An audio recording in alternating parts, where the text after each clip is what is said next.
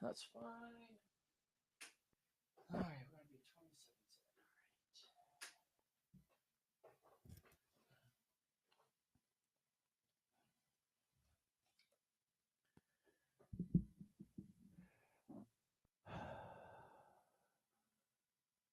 Good morning, everybody. Hope you're doing well. Just want to jump on, talk about a couple things. Some of you noticed that I was at the UMB mid-year review or mid-year summit, and it was absolutely incredible. And I took away so much information that I want to bring to you guys right now. So what they do is they go through everything because they're huge into real estate. And I know some people that work there, and they're like, listen, you should come to this. I think you would really, really enjoy this.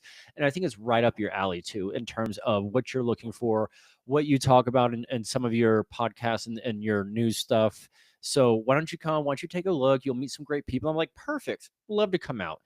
And it was also at the Four Seasons, so I could not say no to going to the Four Seasons. Or I should say, I couldn't say no to the Four Seasons. Anyway, one of the biggest things that they were talking about was this whole talk about tariffs and this whole talk about what's going on with tariffs, who's going to be doing this, and this, and what's going on with this and this. And I think that they kind of hit it on the head where, Trump is that taco person. And, they weren't being political whatsoever. They were being very much so diplomatic in terms of not choosing a side over the other. But when they were talking about the tariffs, they were talking about how, we were going to be seeing, 20, 150 or 120% of tariffs, and now we're seeing that 10 to 15, maybe 20% in tariffs, which is a nice change because I mean the tariffs that we're going to start to see are going to start coming through here shortly, as multiple news sources have indicated. Now, going more in depth, because I'm not sure if you guys know much about UMB.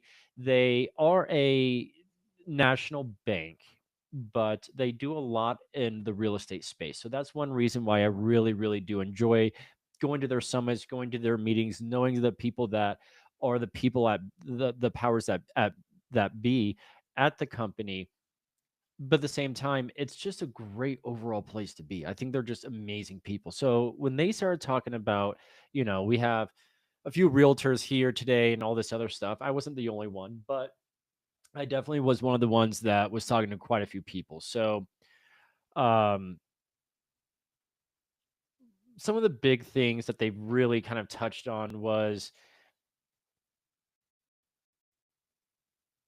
once we get terrorists, once we do wartime, once there's all this nonsense and this crazy stuff that's happening in the world, usually we see an explosion in the stock market. It's not always a good thing that we do see some of these things, and it's not always the greatest thing that we do have these tariffs and we do have these embargoes on certain countries.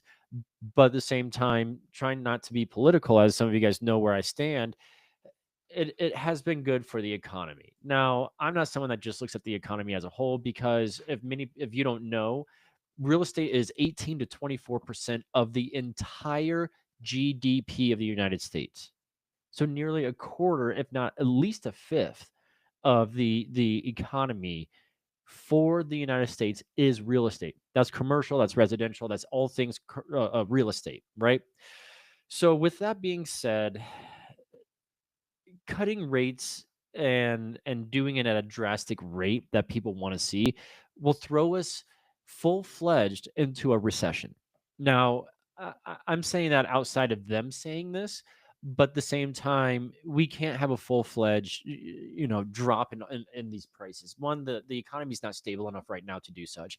But for another thing, it'll just be way too drastic and way too much of a burden for some of the people that are on that side of the industry. So, with all of that being said and all that being, taken care of and handled and all that, what I really wanted to talk about is the fact that the Feds may not drop anything this year.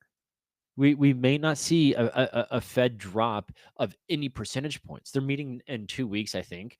And, we're all sitting over here like, okay, so they're going to meet, they're going to do this, they're going to talk about this, they're going to talk about that, they're going to do this, they're going to do that. And it's like, okay, but what does this mean for us? Are we going to see a drop this month? Are we going to see a drop September? Are we going to see a drop in November? They told us that they're going to do two drops, but it's nothing that is ever guaranteed. It's like taxes and death. It's not guaranteed that they're going to do a drop.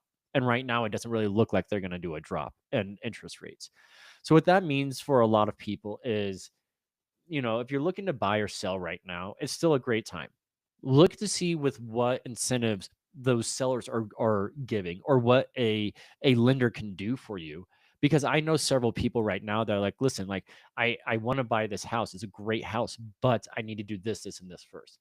There's times and situations where people will say, listen, I'll give you, excuse me, I'll give you 10 to 15,000 in closing costs or credit or concessions or whatever. And the reason they're doing that is because they're like, listen, I want to get out. I want to move on.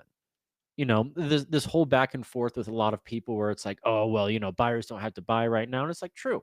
Buyers never have to buy and sellers never have to sell. But at the same time, people want to buy right now. They're just nervous. And I don't blame them. I think that right now is still a great time to buy. I think that if people are doing those incentives and they are giving those incentives, I think that that's going to be the best bet for everybody in the long run. But overall, I do think that people need to still be a little cautious and still be a little bit, leery of jumping into something right away without, doing some due diligence, without understanding, hey, this is what the house is. This is what I'm needing, but I don't really need this, but I really need something like this over here. So understanding what you truly need is one of the biggest assets and drivers and biggest ways that we can advocate for you, is because we will understand everything that you're needing. So I know it wasn't the most exciting today, but